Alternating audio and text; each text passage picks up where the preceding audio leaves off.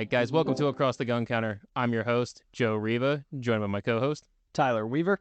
And this week, guys, we are back finally after a little bit of a hiatus, wouldn't you say? It's been about, what, month and a half now, Tyler, give or take? I feel like it's been longer than that, but yeah, probably. Yeah, I feel like it's been a lot longer, but to be fair, before we dive into everything, we figure we give you guys a little bit of an update what's going on here at Across the Gun Counter. To start, Tyler and I both have had a lot going on in the past 2 months. Oh yeah, like I'm tripping over shit in my shop just because there's so much stuff going on. Yeah, he's had a lot of work going on in there. I actually I have a little bit of news too. I no longer sell guns across the counter anymore. I actually took other opportunities outside of the gun industry. So I will not be working selling guns anymore. Instead, I'm just going to be delivering all I can to you guys with the podcast, including my normal job. So hopefully going forward, we're going to have, once we get into our growing pains, I guess, if you will, of our new schedules and adjusting, we're probably going to have more of a back to our regular schedule. I think for the time being, we're going to shoot for every other week instead of weekly, just because weekly might be kind of tough right now, especially with the amount Tyler has in his shop and the amount I'm kind of dealing with just getting used to my new job and things of that nature. Yep. But you'll still be across the gun counter, just on the buying side now. Exactly. So now I can kind of hit, take all my years of experience from behind the counter and actually go back to being a, customer and consumer in the gun industry and actually, talk more from the customer perspective as well as, I know guys in the industry still, of course, and they still tell me kind of what's going on. It was actually kind of nice going to a couple other shops, talking to, some guys and getting some other perspectives on things. And I think once in a while, that's what we all need to do, is actually kind of get out of our environment and go into other places and kind of get some other perspectives. Absolutely. And that's the thing, especially like you just said, you left your job, you're talking to other people, and it's funny how people start to open up when they know, okay, you're no longer there. Yeah, it's interesting to to learn, just see other people, other shops, how other places operate, what people do differently. Just a lot. I've learned a lot in the past few weeks. Let's put it that way. So, hell, I think didn't you tell me other people have offered you jobs? Like, oh hey, fill out an application. I actually did have one shop. Yeah, they actually did offer me a job. Yeah, so true story. But I'm very happy doing what I'm doing right now, and I'm really not gonna get into what I'm actually doing right now. It'll come up later on. For the time being, where I do work, actually, I've had a lot of people asking me about guns. I kind of became the gun guy immediately. So that's usually how that happens. Yeah, so I'll take that as a compliment. I'm sure some people probably find that insulting, but screw them. They're not listeners here, so they can all, go do what they're going to do. Love it. Yeah. So, but with that in mind, guys, going forward, we're hopefully going to be bi-weekly. We're hopefully going to have a little more more content out for you. I want to do some more follow-up content too, with in addition to the our regular episodes. Tyler and I do shoot a decent amount of video of what we're working on, what we're shooting, stuff like that. And a lot of the time in the podcast, we do talk about that stuff, and we don't release footage, or we don't show footage. So we got some stuff that I shot the past couple of weeks. You might have even seen on our Instagram. We were testing out hint for this week's episode, Conceal Carry guns. You saw a couple weeks ago, I posted on Instagram, we were trying out the new Canik Mete MC9. So that's kind of what the topic is going to be this week. We're going to be talking about conceal carry guns.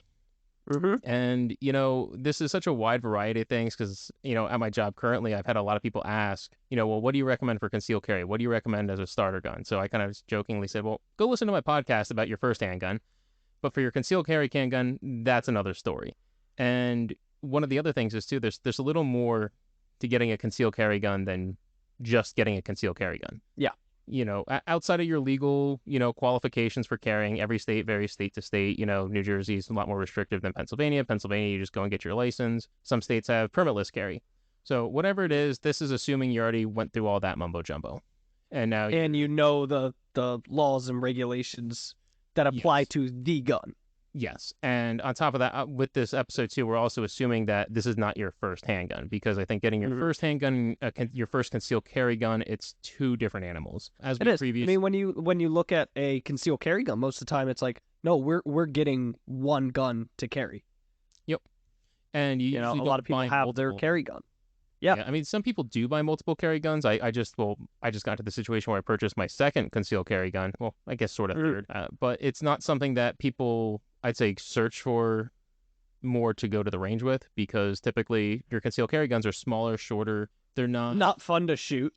Thank you. That's the word. That's kind of what I was getting. Just flat out say it. They're not fun to shoot. No, they're not all fun to shoot. There are some that are a little more comfortable than others. Like my Walther's Mhm. actually pretty enjoyable to shoot, the PPS, but it's still a little snappy, even in the little Yeah. platform it is. But it's also a 3-inch barrel, and the gun can fit basically in the palm of your hand. Yeah, and I'm sure in this podcast we'll go over why you tend to see that where the conceal carry guns are not as user friendly. I shouldn't even say user friendly. They're Not as range more friendly. uncomfortable. Yeah, yeah. The sacrifices have to be made somewhere to get the most out of it. Well, that's kind of like what we said in getting your first handgun, or even just getting any firearm in general. Any kind of firearm is a trade-off. And one of the Mhm. big trade-offs you have with getting a concealed carry gun is you're looking for smaller, more compact, and you're looking for something that nowadays can hold as many rounds as possible. And I mean, I Yeah, guess that was always kind of the name of the game, but now there's just a plethora of options that were not there at one point. I don't know. I don't want to say it's always been the name of the game because how long have like revolvers been prevalent? And I knew we were gonna get talking about revolvers, and that's why I jumped the gun and just I threw it know. right in. But think about that. Like for the longest time, it's like, okay, 6, maybe 7 rounds. That's fine. Nobody Mhm. nobody questioned that. And there's still a lot of active shooters today that love carrying revolvers. And 6 rounds is fine. Yeah, 6 rounds is fine. I just, again, in 2023, when you have the option to carry something like a 365, a Hellcat, an MC9, something where you can get 12, 13, 10, any number Mhm. above 10 rounds, that's a no-brainer to me. Yeah. And that's kind of why I actually chose my new concealed carry gun recently. But so with a revolver concealed carry gun, you're going to be looking for something that's smaller, more compact. It's still going to be the same thing as it would be with a semi-automatic, just you're limited to that 6 rounds. And now, if you're going to choose something like a revolver, Tyler, what would you say about caliber wise? I mean, honestly, the only thing that comes to mind is 38 Special Yeah, because see, I've heard good and bad things about like 9 millimeter um, revolvers that take moon clips and stuff like that. Just from a lot of people who shoot competitions and stuff with them because they're lighter and it's still most of the time it's still using the same exact frame like a 38 357 mag would, something of that nature. But with the 9 millimeter you have a lot less recoil. The problem is, from my understanding, now I have no personal experience with this, that after, say, you have 6 rounds in this cylinder, after about round 4 or 5, the last bullet from the recoil is now starting to actually seat itself further out of the casing. See, I heard someone say that a while ago with 9 millimeter revolvers, and Mhm. I'm really, again, I haven't experienced it myself. I've actually never shot a 9 millimeter revolver. A number of 38s, obviously, 357. I can't say if I have, honestly. But I just never understood the point of it. I'm sure there's some people who are instantly going to argue and say, "Oh, well, 9 millimeter because it's more accessible," and I get that. But then in that case, just buy a 9 millimeter semi-automatic. It was more designed for that. It makes more sense. You don't have to do other things. You don't have to Mhm. worry about these other factors that you would with something like a rim cartridge, like a 38 Special or a 357. And I think really, if you're gonna choose a revolver for concealed carry, I don't think there's really much other choice than 357 Magnum because you get that ability to shoot 38 plus Ps and 38 Special. Whereas a 38 Special specific one, you're not going to be able to shoot Mhm. the 38 plus B or unless it's rated 38 plus B, which most are nowadays. But you're not going to be able to shoot Yeah, I the was gonna say, I 357 think even like Magnum. the Ruger LCRs are plus P rated, aren't they? I Something like believe they that. are. I And believe. that's the thing with concealed carry revolvers. A lot of people go for like the Smith & Wesson Airweights, the LCP or the LCRs, where they're lighter frame revolvers, but they are hell on the hands. And that's something to remember too, is if you're going to be, again, everything's a trade-off. So if you're carrying a lighter revolver, all right, I'm going to put it this way. If you insist on carrying a revolver for concealed carry, because I just would, unless I'm going out in the woods for like snakes or something like that, loaded with snake shot, I'm not going to be concealed carrying a revolver. So if you're going to be doing something like that, it's got to be a 357 Magnum, and I think you need to have a little weight behind it because if you go with the air weights, you're going to fire your first shot or whatever, and Mhm. it's going to be trouble to recover. Yes, it's going to be nice and light on you that whole time, but if you actually have to use it, and let's be honest here, not everyone practices the same way they say they practice. So Yeah. they might not be as comfortable with a shot. Now, there are guys who I'm sure they've practiced, they show, and they know what they're doing with them.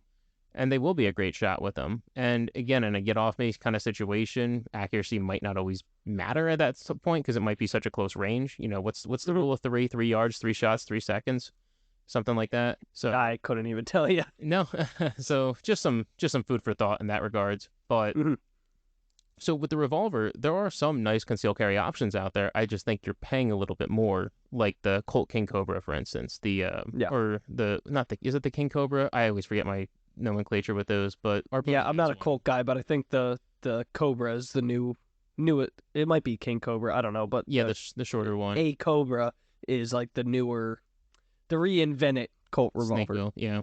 Yeah. They came back out with it. They look nothing like the originals, so.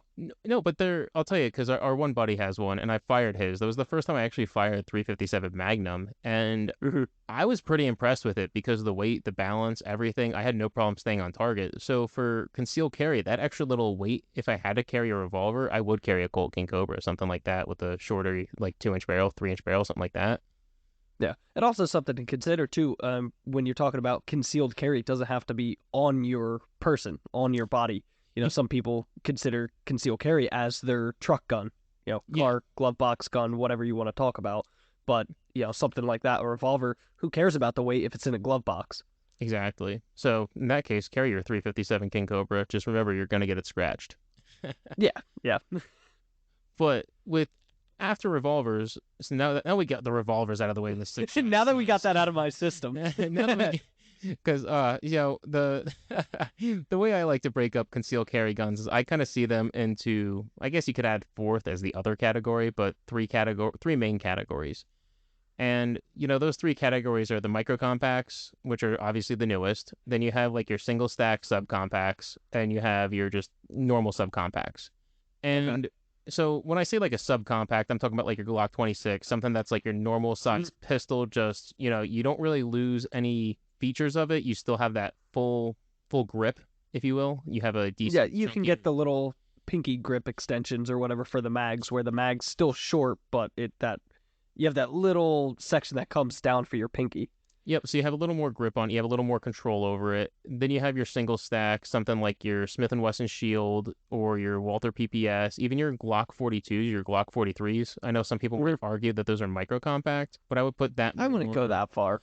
I wouldn't, but some people do, and I mean, unless you're putting like the Shield Arms mags in the Glock 43 or the Glock 43X, I don't think it becomes a true micro compact at that point, because a micro compact to me, which the last category here, is the smallest of them with the highest capacity, which was the micro compact was introduced, I'd say, most people would say a couple of years ago with the SIG P365. Some people argue the Keltec P11, but the most commonly known one is the SIG 365, which, I mean, you've shot the one. They're about the size of a wallet. Yeah, they're very small, and they start off with holding 10 rounds. So I was gonna say, you also have ones like the Ruger LCP, yes, which is tiny. Yeah, that's what I would consider into like the single stack, because it's literally just that. It's a single stack magazine. It's very thin, very thin frame. And now the LCPs, which I'm gonna sound like I hate all these guns, but I'm not a huge fan of the LCP, and it's the just the 380 in that. A buddy of mine had one years ago. It was actually his first gun, ironically enough, as we kind of talking about this, and it was just rough to shoot, rough to learn how to shoot on. Yep. And I was gonna say that's what I carry in the summertime mostly. I call that my little bitch gun. When I really am being a little bitch and I don't feel like carrying a gun, I still throw that on. It hides nicely, That's the role. That's the whole thing. Exactly. You conceal carry it. You can hide it basically anywhere and forget you have it on you. Yep. And there's times it's like, okay, going out in my Jeep, take the doors off, whatever. Okay, got a tighter shirt on so it's not fucking blowing around in the wind, flapping everywhere. Throw in the LCP, even if you don't tuck it in your waist, you could still pop it in your pocket. So it sits deeper down. Pocket holster. So that's a nice feature of those. I might not like the guns, but that is a nice feature with them. You know what I mean? They are decent carry guns. Yep. You pull up to somewhere that you can't take a firearm. Legally, say like the post office, whatever. Yeah. I have a Jeep Wrangler that fits perfectly in the little top compartment of the glove box, the center console there, that locks up, so good to go. Absolutely. And so that's the thing is, just because I don't like that carry gun or Tyler doesn't like that carry gun, we're not saying they're Mhm. necessarily bad carry guns. So just keep that in mind as we're kind of No, discussing this. they're just not fun to shoot because they're so snappy. And that's it. So like that's why anytime someone comes over to me, they say, "Yeah, I'm looking at a concealed carry gun." I say, "All right, well, is this your first gun?" And they say, "Yeah." I go, "Don't look at that. Get something else." And if you're gonna get something else, this is where then that's the other category, because like a lot of people will say they conceal carry the Glock 19, Mhm. the Walther PDP, stuff like that. And yeah, you can conceal carry those guns, but everything's a trade off. And the biggest trade off there is you're gonna print, or you have a higher chance to print, and you have a higher chance of showing Yep. off basically that you're carrying a compact or full size gun. Like, believe it or not, I used to deal with a lot of people who would try and conceal carry Glock 17s and 19Xs, and I just don't understand why. You might as well open carry at that point because I could see Yeah, it. and that's the thing is too, open carry is his own ballpark, and yeah, Yeah, not something we're I not going to get into that. But here's the thing: like, if you're carrying a larger frame handgun for concealed carry, and you know that, like, hey, if I bend this way, I'm gonna print. You can see it in people's body language. Like they're not comfortable. They're almost self conscious. They'll they're touching bend it. differently. They're touching it. They're constantly pulling down that side of their shirt. There's telltale signs that give it away. So it's like you're almost better off getting something a little smaller that you forget you have. Well, exactly, and I hate to be that guy, but we're also in We're always 2023. that guy. Yeah, we're always going to be those guys. And, as much as we all love firearms here, listening to the program or, discussing here on the program, not everyone in the world does. So sometimes if you have a bigger gun or something like that, and it is showing, it will get some unwanted attention. And when concealed carrying, the last thing I want to do is have attention pointed in my direction.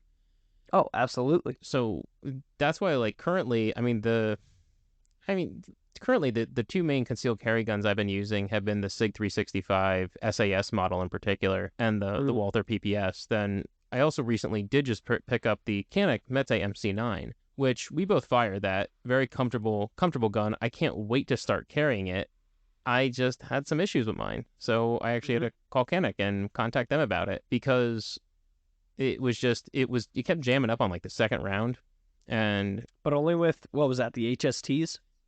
so yeah, when we had tried it, that was just the HSTs. But when I went to the range afterwards by myself, it was doing it with a variety of different ammunition. I had ammo Oh, wing okay. S&B, I had the HSTs, I want to say Blazer, and I had a mixture of Mhm. 115 and 124. So for those who are saying, "Oh, well, you're firing a Canic and it was having issues," it's because you weren't using 124. No, I was using 124, and so it wasn't. At that point, I realized it wasn't the magazine. It wasn't that. I contacted Yeah. the company, and You they're did your fixing due it. diligence. I You, did you tried exactly. different bullet weights, different manufacturers, different styles of bullets.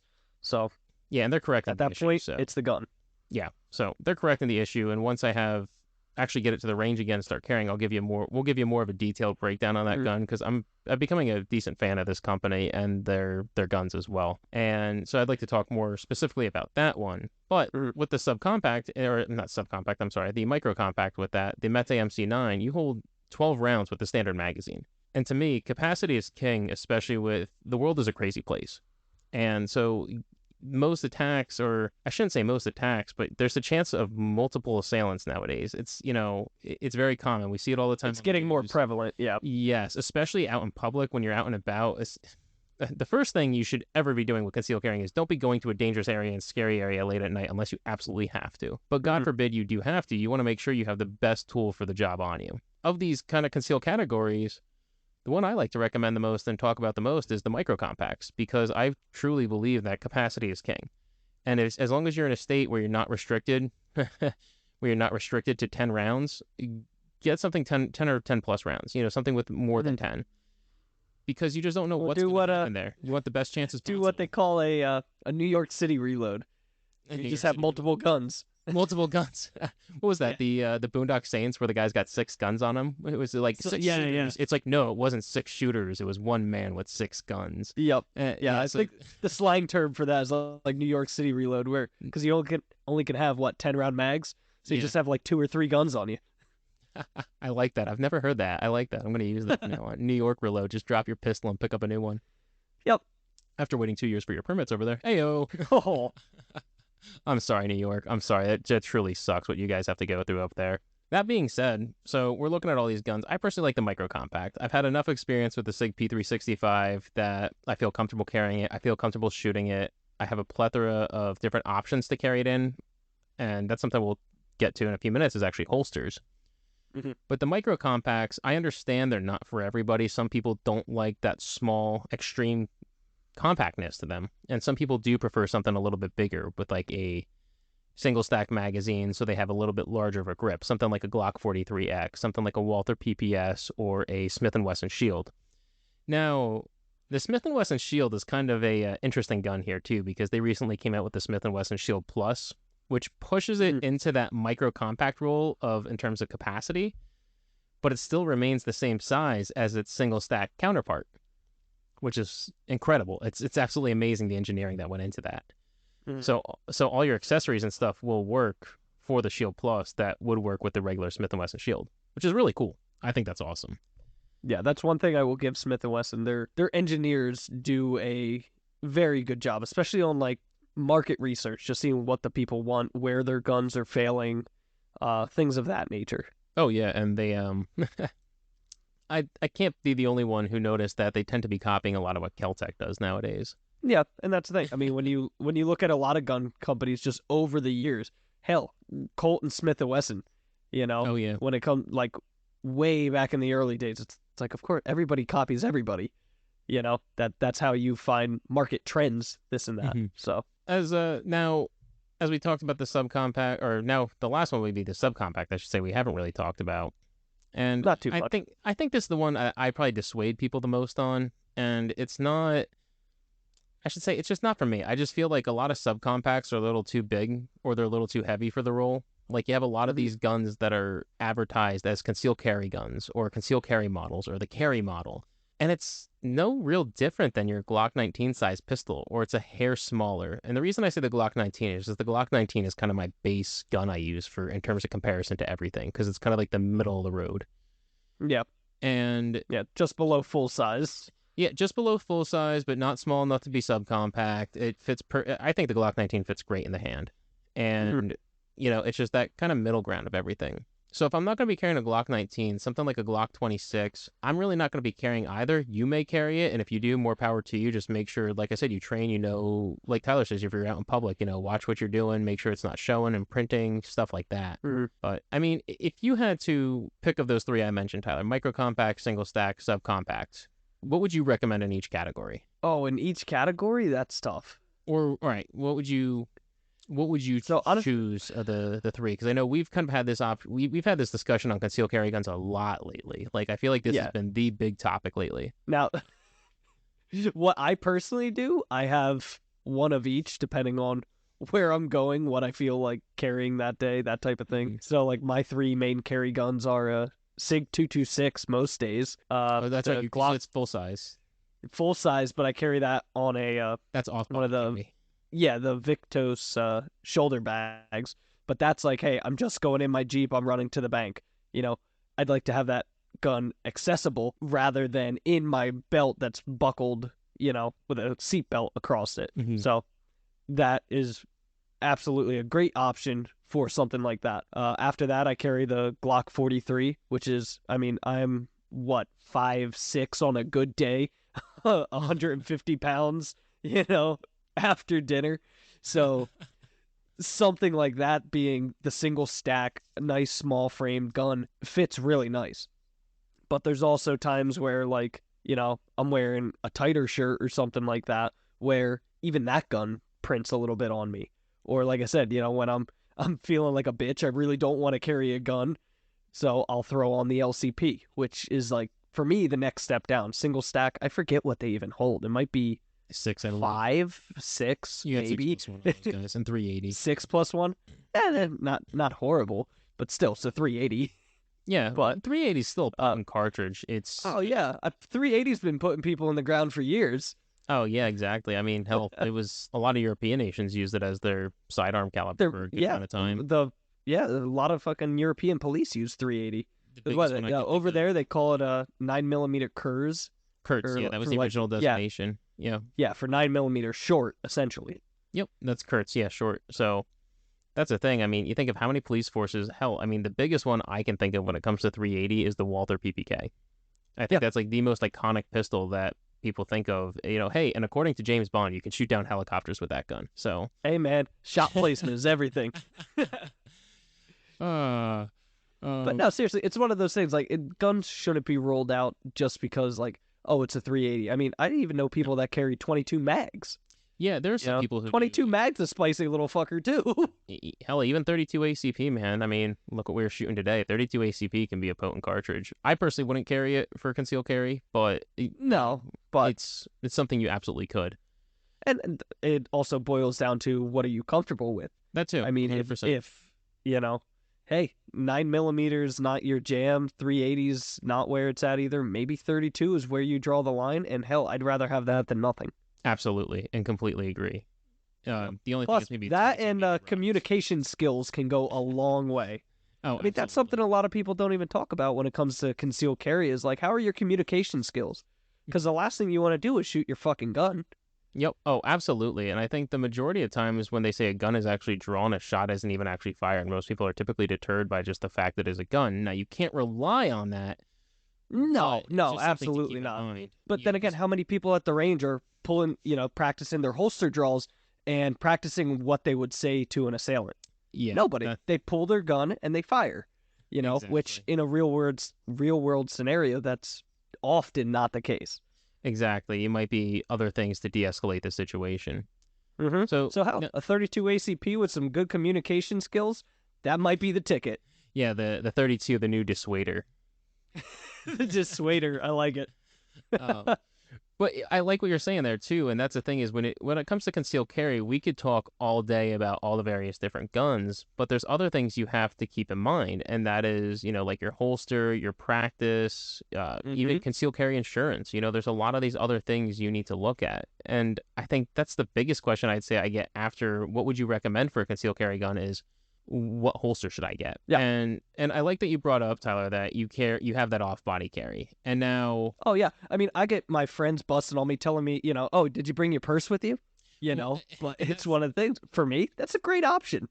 so, and it's funny you were going to say that because, and I'm happy you said that thing with the purse because one of the biggest things I think what women think of too is, and I'm not trying to be rude, but most women carry a purse and they think, Yep. oh, well, I'll just put the gun in the purse. And I Yeah. really don't Well, like go that back to what idea. was that episode 3 with my wife when Yeah, she was on, and she told a story about her niece snatching her purse. exactly. So, hey, that's something you really need to think about is if, what's the first thing a robber, mugger, whatever they're going to do is they're going to say, give me your purse or give me your wallet. And if Exactly. you're a woman, you got your purse on you and you hand them over your purse. Well, now they got your gun. Now they got two things against you.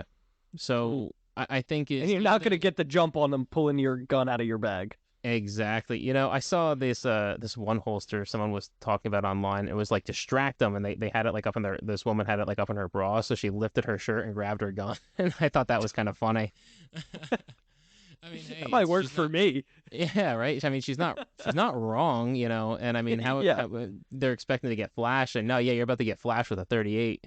That could do something. But holster selection or how you're carrying is something you really need to think about and practice with Hmm. because most people just think, oh, I got my concealed carry gun, I can go throw my gun on and walk around. Well, no. How are you going to draw that in that situation? Are you carrying it front, left, right? Are you nine Yeah. o'clock? Which direction are you carrying it on? Like I always used to carry on my right side, and Hmm. then I found that as I lost the weight, because years ago it was heavier, much heavier, that I found that wasn't as comfortable anymore. It was kind of riding up on.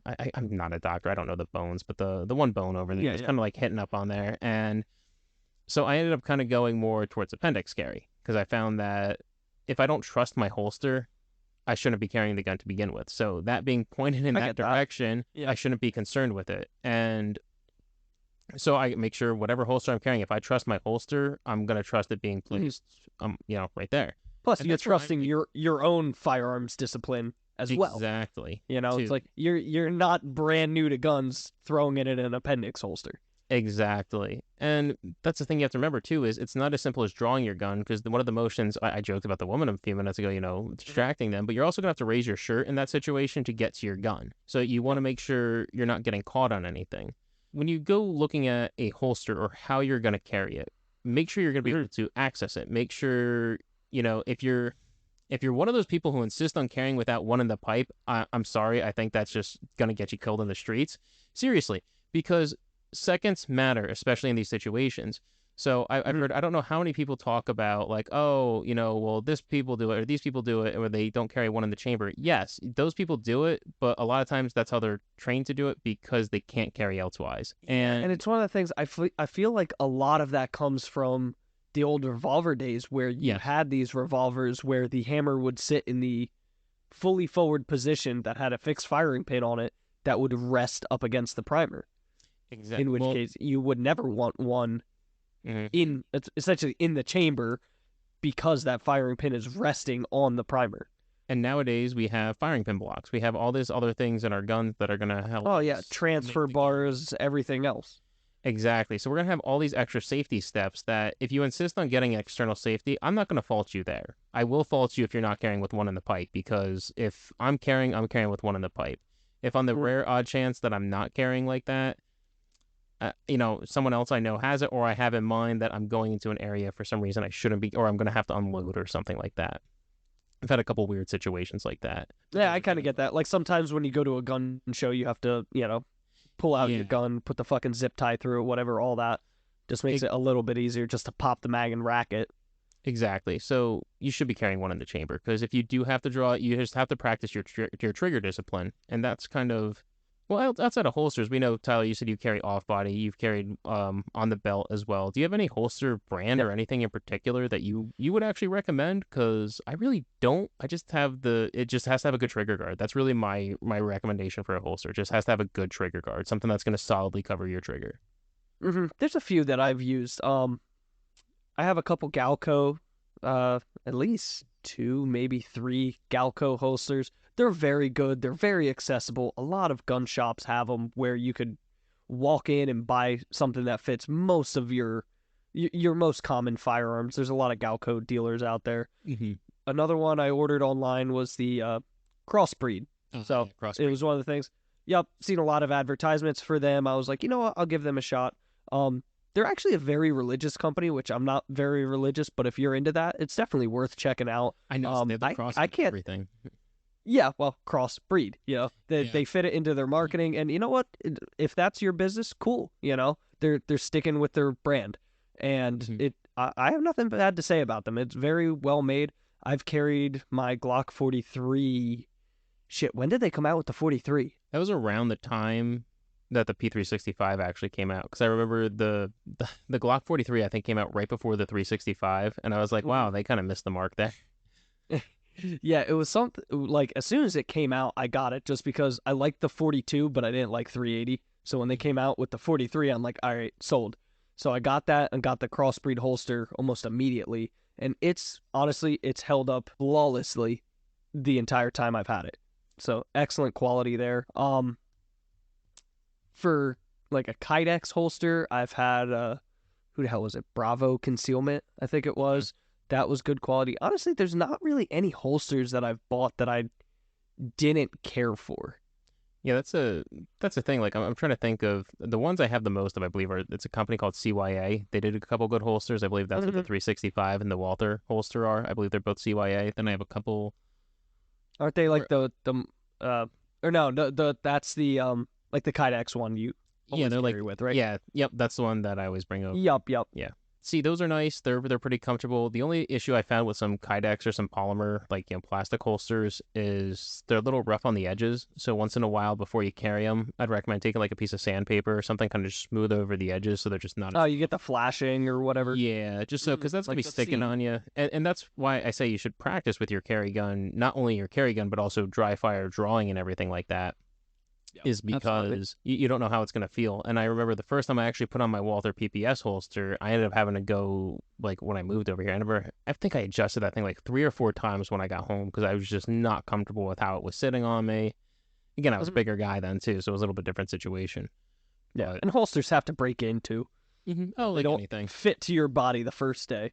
But the other thing to keep in mind too, like how much you care about the finish on your gun, because a Kydex holster is going to wear the shit out of it. Oh, Where that's something mhm. padded with leather or just a straight leather holster, going to be a lot more gentle on it. It's gonna be easier on the gun. Absolutely, that is something to Mhm. keep in mind. Is you shouldn't be carrying a gun that you don't want to get scratched. Your carry gun, Yeah. it will get abused. It will get, even if just from everyday carrying, even if you're not shooting it, drawing it, Hmm. like the Just Walther the friction of PDP, it shifting back and forth. like the Walther PDP. Yeah, I mean, I used to carry that open carry for work, and Hmm. the Walther PDP would always just get covered. Even the optic would get covered and just pocket lint, dust lint, stuff from the shirt, dirty sweat, everything. All this stuff gets on your gun. And that's Yep. kind of why I take maintenance of my concealed carry guns or my carry guns. Like, if it's, I would tend to clean them a little bit more and put a little more attention into them, because God forbid, if there is something that I'm going to have to use or rely, it's going to be that gun and I want it working right. Yeah. And, I mean, the other thing too is sights. You know, oh, a yeah, lot of people get night sights, tritium sights, or some sort of adjustable sight, whatever. Not typically on carry guns do you see adjustable sights, but some but people night do. sights for sure, though, And are yeah, extremely common and almost a must have. yeah, and it's one of those things. Okay, how often do you check? Oh, yeah, they actually still work because tritium does die Does out. wear out. Yep. Yep. I tested Or them. fiber optics. Hey, that got smashed somewhere along the line. It's just flat out not there anymore. Yep. I've seen that too.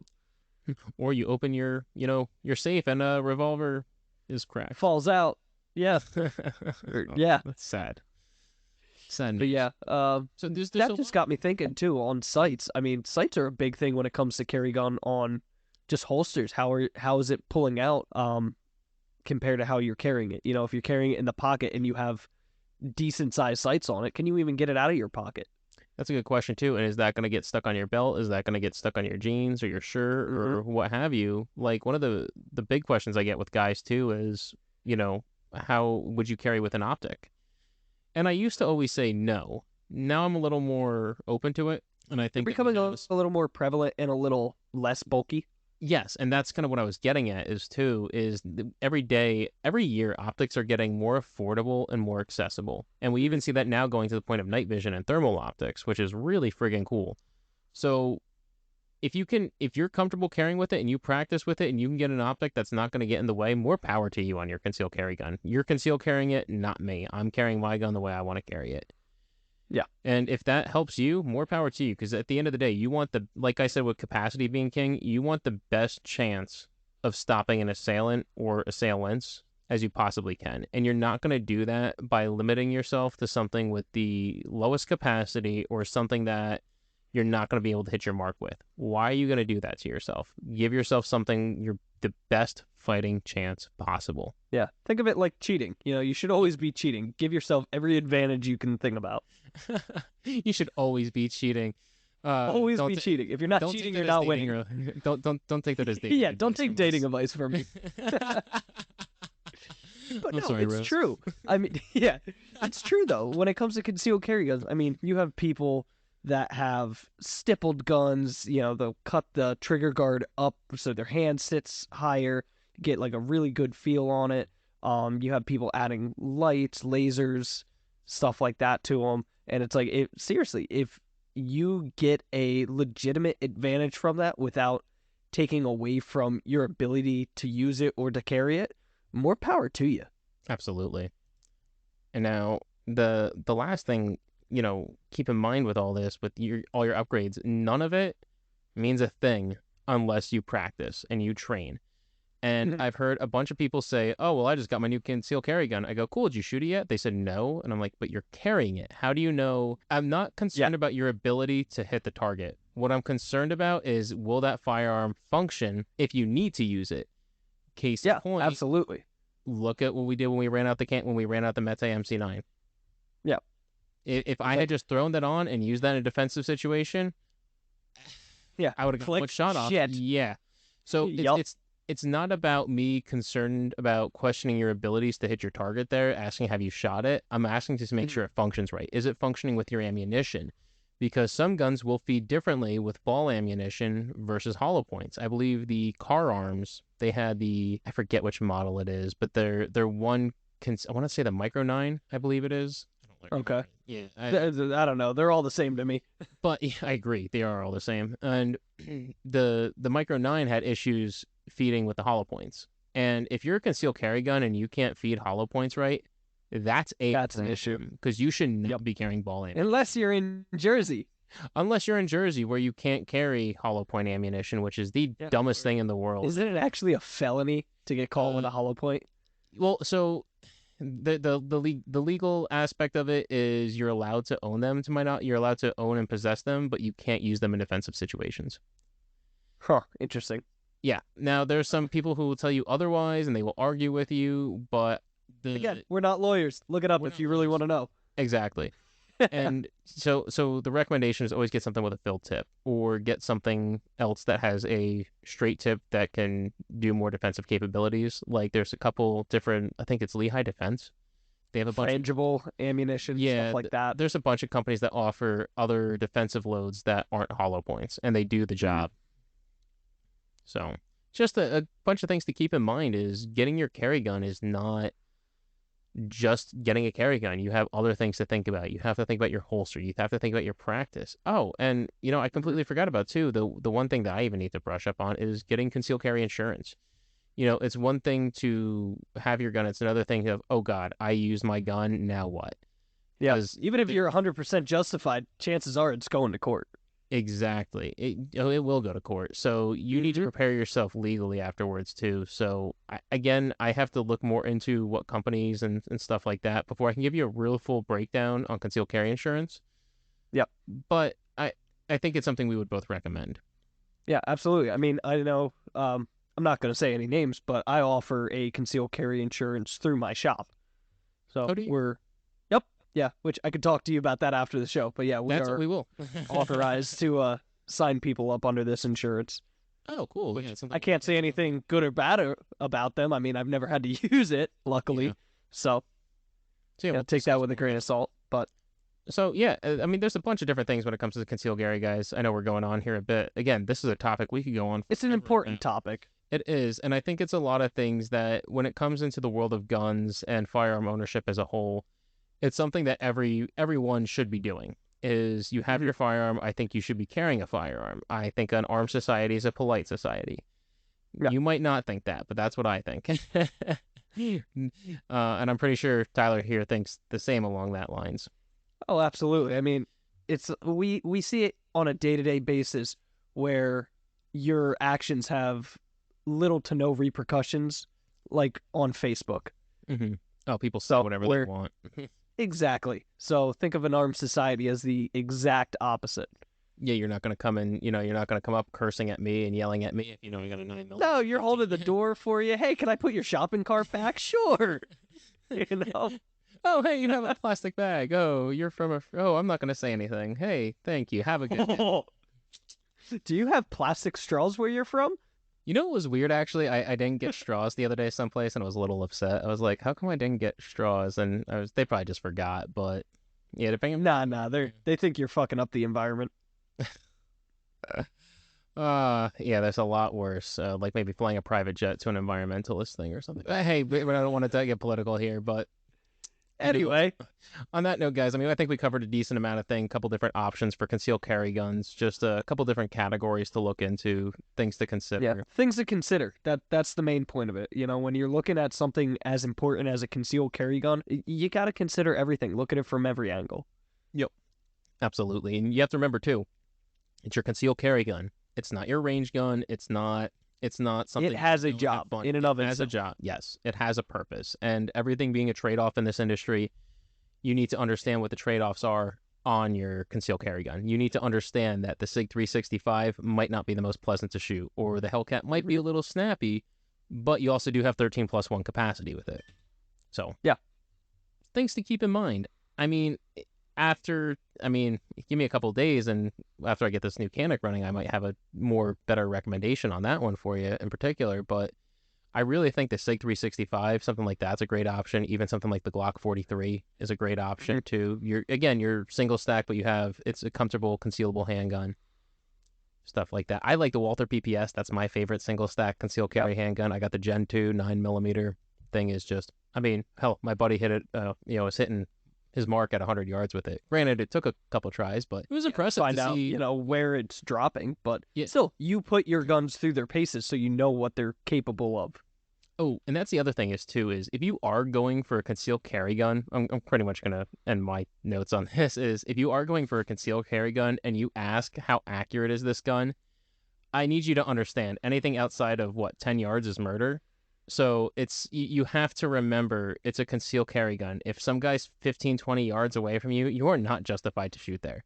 So you should not be worried about the accuracy at 30, 50 yards with your concealed carry handgun. Mm-hmm. Just the fact that the PPS, we took a couple shots with it and my buddy hit 100 yards with it, that means that's not, we could talk about accuracy all day long, but it's your concealed carry gun. Think of within 10 yards. Yeah, and that's the thing. I know, a lot of people don't agree with that. I'm kind of with you on that one, where like for a concealed carry gun, for me it's reliability, comfortability, and then accuracy. Mm-hmm. Yeah, it's the accuracy is not, and asking how far it is, how far You're asking a lot out of like a 3-inch barrel. Exactly. You're just call it what it is. 3 inches. Just let the 3 inches have its day. Exactly. Oh boy. So on that note, fuck it, let's cut it. Alrighty. On that note, guys, we're gonna be wrapping up here this week. I hope you enjoyed I hope you learned something here. Hope you got you thinking about when you actually go to select your carry gun, some things to look at, some things to keep in mind, a couple different options. But until next time, guys, Tyler, where can people find you at and see some of your work at?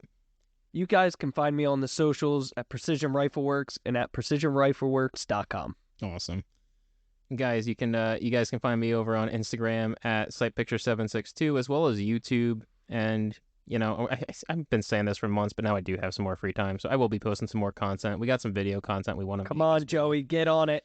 I know. Hey, I've been playing Hunt Showdown again, so I've been gonna get some of the Hunt Showdown footage on there for those guys who care. But lastly, you can follow all of us, our main Across the Gun Counter stuff on Instagram at Across the Gun Counter. You can follow us on the website at acrosstheguncounter.com.